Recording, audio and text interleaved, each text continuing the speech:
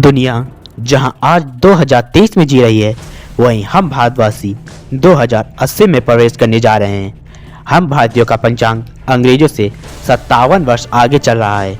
भारत का पंचांग गवाह है उस महान जीत का जब भारत की जनता ने एक होकर भारत का पहला स्वतंत्रता संग्राम लड़ा और शकों को इस देश से खदेड़ स्वतंत्रता का झंडा फहरा दिया।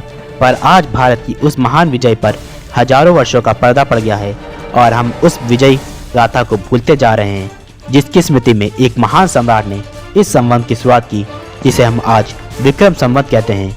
और उस महान सम्राट को चक्रवर्ती सम्राट विक्रमादित्य के नाम से जाना जाता है।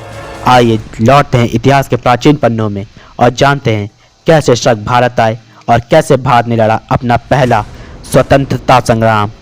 सबसे पहले जानते हैं कि शक कौन थे और कहां से आए थे।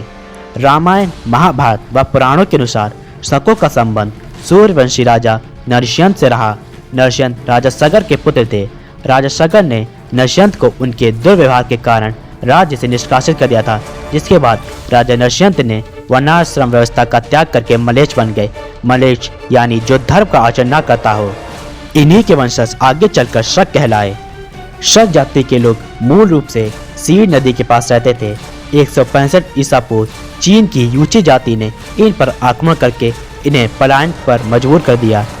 शकों ने यहाँ से निकलकर यूनानियों पर आक्रमण करके बैक्ट्रिया पर अपना अधिकार कर लिया। यूची जाति ने शकों को बैक्ट्रिया में भी पराजित करके पलायन करने पर मजबूर कर दिया। शकों ने इसके बाद पार्थिया पर आक्रमण करके वहाँ 2 शासकों फ्रादितीय तथा आर्तेबानस को पराजित किया। पर तीसरे शासक मिथिदातस द्वितीय ने शकों को पराजित करके उन्हें सीतसान की ओर खदेड़ दिया। शक सीतसान से होते हुए गांधार, गांधार से होते हुए सिंध के निचले भाग में पहुंचे। शकों ने इस प्रदेश को अपना निवास व राजधानी बनाया। इस स्थान को शकद्वीप के नाम से जाना गया। इसके बाद शकों ने इस स्थान को केंद्र में रखकर भारत पर सिलसिलेवार आक्रमण किए। जैन साहित्यों के अनुसार भारत में शकों के आगमन का कारण जैन आचार्य कालक का आमंत्रण था। उज्जैन के परमार वंशी राजा गंधर्व सेन ने आचार्य कालक की बहन से विवाह कर लिया। आचार्य कालक ने गंधर्व सेन से प्रतिशोध लेने के लिए शकों से सहायता मांगी। शकों ने इसमें अपना लाभ समझ उज्जैन पर आक्रमण कर दिया, पर वह परमार सेना के सामने टिक न सके। शकों को पराजय मिली। इसके बाद शकों ने भारत के अन्य राज्यों पर आक्रमण कर अपने अधिकार में ले लिया। धीरे धीरे उन्होंने उज्जैन छोड़ पूरे देश पर अपना अधिकार कर लिया। उज्जैन चारों ओरों से शक से घिर चुका था। 78 ईसा पूर्व शकों ने उज्जैन पर चारों तरफ आक्रमण कर उज्जैन पर अपना अधिकार कर लिया। गंधर्व सेन अपने परिवार के साथ बच निकले। वह वनों में शरण ली। शकों का उज्जैन पर अधिकार होते ही पूरे देश में शकों की शासन व्यवस्था शुरू हो गई। शक भारत की जनता पर अत्याचार करने लगे। गंधर्व सेन शकों पर पुनः आक्रमण की तैयारी कर रहे थे, पर एक हादसे में उनकी मृत्यु हो गई। गंधर्व सेन की मृत्यु के बाद भारत में कोई ऐसा राजा नहीं बचा जो शकों का प्रतिकार कर सके। भारत गुलामी की जंजीरों में जकड़ चुका था, पर इन जंजीरों को तोड़ने वाला भी शकों के भारत में आने के समय ही जन्म ले चुका था, और वे थे विक्रमादित्य। विक्रमादित्य सम्राट गंधर्व सेन के सबसे छोटे पुत्र थे। अपने पिता के साथ हुए अन्याय व शकों का भारत पर हो रहे अत्याचार को देखकर उन्होंने अपने बचपन का ही त्याग कर दिया। खेलने कूदने की उम्र में विक्रमादित्य भारत को स्वतंत्र कराने की तैयारियों में लग गए। विक्रम ने अपने बड़े भाई भरतहरि के साथ मिलकर अस्त्र शस्त्र व शास्त्र की विद्या लेना शुरू कर दिया। वह साथ ही देश के अलग अलग हिस्सों में जा जाकर ऐसे लोगों की तलाश करने लगे जो भारत को स्वतंत्र व शकों को खदेड़ना चाहते थे। उनका यह प्रयास सफल रहा। कई राजकुमार, राजाओं, साधु संतों ने स्वतंत्रता की इस लड़ाई में विक्रमादित्य का साथ देने को तैयार हुए। साथ ही आम जनता ने भी विक्रम का पूरा सहयोग किया।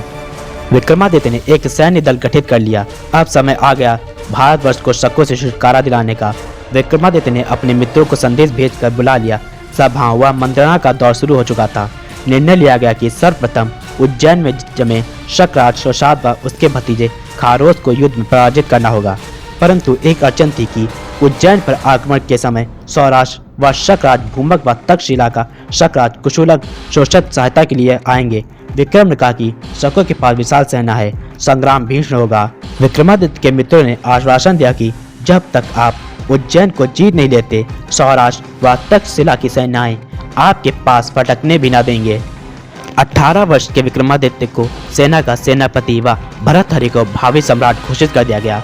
विक्रमादित्य की सेना में सोवियत गणराज्य का युवराज प्रद्युम्न, कनिदगन राज्य का युवराज भद्रबाहु, अमरगुप्त आदि प्रमुख थे। सेना की संख्या बढ़ाने के लिए गांव-गांव के शिव मंदिरों में भैरव भक्त के नाम से गांवों के युवकों को भर्ती किया जाने लगा। सभी को त्रिशूल प्रदान किए जाने लगे। युवकों को वनों में शास्त्राभ्यास कराया जाने लगा। इस कार्य में भील व आदिवासी पूरी सहायता कर रहे थे। इतना बड़ा कार्य होने के बाद भी शकों को कानो कान भनक न लगी। कुछ ही समय में सैनिकों की संख्या 50,000 हो गई। लगभग 2 वर्ष भाग दौड़ में बीत गए।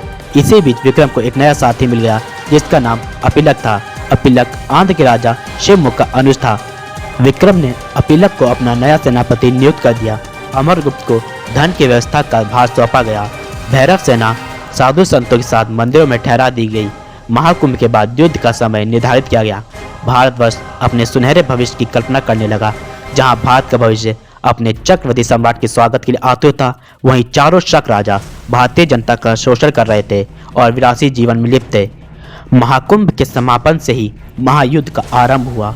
विक्रमादित्य की भैरव सेना ने उज्जैन व विदिशा को घेर लिया। दोनों सेनाओं में भीषण संग्राम हुआ। विदेशी शकों को बुरी तरह काट डाला गया। उज्जैन का शासक शोषत भाग खड़ा हुआ तथा मथुरा का शासक का पुत्र खारोश विदिशा के युद्ध में मारा गया। इस समाचार को सुनते ही सौराष्ट्र व मथुरा के शासकों ने उज्जैन की ओर रुख कर दिया। अब विक्रम के मित्रों की बारी थी। उन्होंने अपनी सेना के साथ सौराष्ट्र के शासक भूमक को रास्ते में घेर लिया और बुरी तरह पराजित किया व अपना वचन पूरा किया।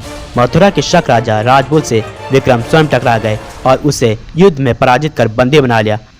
अपिलक के नेतृत्व वाली भैरव सेना ने शक सेना को मध्य भारत से समाप्त कर दिया। तक्षशिला के शासक ने बिना लड़े ही विक्रमादित्य के आगे आत्मसमर्पण कर दिया। भरतहरि को उज्जैन के सिंहासन में बैठाकर भारत का सम्राट घोषित कर दिया गया। उज्जैन पर पुनः परमाणु का ध्वज लहरा दिया गया। विक्रमादित्य ने धीरे धीरे शकों को पूरे अखंड भारत से खदेड़ दिया। गुलामी की जंजीरें टूट चुकी थीं। भारत एक बार फिर स्वतंत्र हुआ। वर्षों बाद भारत में पुनः गणतंत्र की स्थापना हुई। भरतहरि का मन राजपाट में न होकर योग ध्यान में अधिक था, जिस कारण उन्होंने वैराग्य धारण कर लिया और अपना उत्तराधिकारी अपने भाई विक्रमादित्य को घोषित कर दिया। सम्राट विक्रमादित्य ने भारत व हिंदू संस्कृति का प्रचार पूरे विश्व में किया। शकों पर इस महान विजय की स्मृति में विक्रमादित्य ने विक्रम संवत की स्थापना की, जो आज हिंदुओं का मुख्य पंचांग है। विक्रमादित्य का शासन संपूर्ण एशिया व अफ्रीका तक था। विक्रमादित्य ने 100 वर्ष तक शासन किया। विक्रमादित्य काल स्वर्ण युग कहलाया। विक्रमादित्य के नाम की उपाधि बाद के कई राजाओं ने ली। यह थी भारत के पहले स्वतंत्रता संग्राम की कहानी, जिसे आज लोग भूलते जा रहे हैं।